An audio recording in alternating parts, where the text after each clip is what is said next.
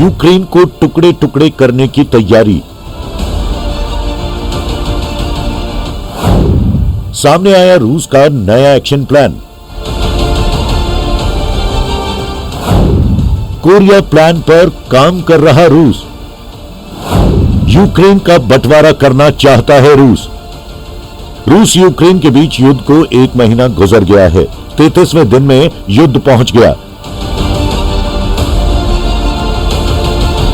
अब जिस तरह की खबरें रूस और यूक्रेन की तरफ से सामने आ रही हैं, वो बता रही हैं कि रूस अपनी रणनीति में बड़ा बदलाव करने जा रहा है। अब पूरे यूक्रेन से युद्ध को समेटकर यूक्रेन के पूर्वी क्षेत्र में फोकस बढ़ाना चाह रहा है।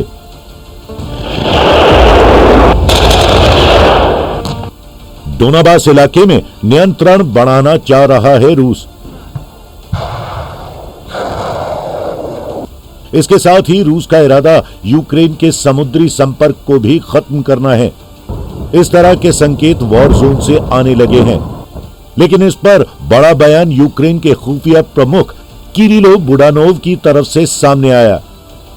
इन खबरों पर एक तरफ से मोहर लगाते हुए बुडानोव ने दोहराया कि रूस यूक्रेन को बांटना चाहता है।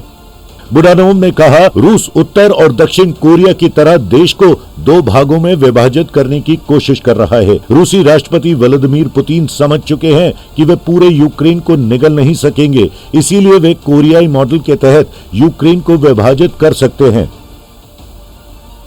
बुडानोव ने एक तरफ से यूक्रेन के पूरे प्लान ऑफ एक्शन को डिकोड करते हुए बताया कि रूस सबसे पहले अपने कब्जे वाले क्षेत्र को एक अर्ध राज्य संरचना में तब्दील करने का प्रयास करेगा और फिर इसे स्वतंत्र यूक्रेन के खिलाफ खड़ा करेगा।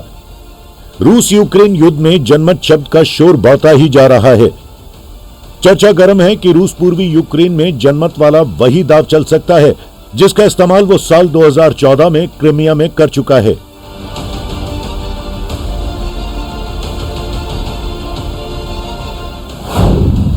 पहले सैन्य दबाव बनाना,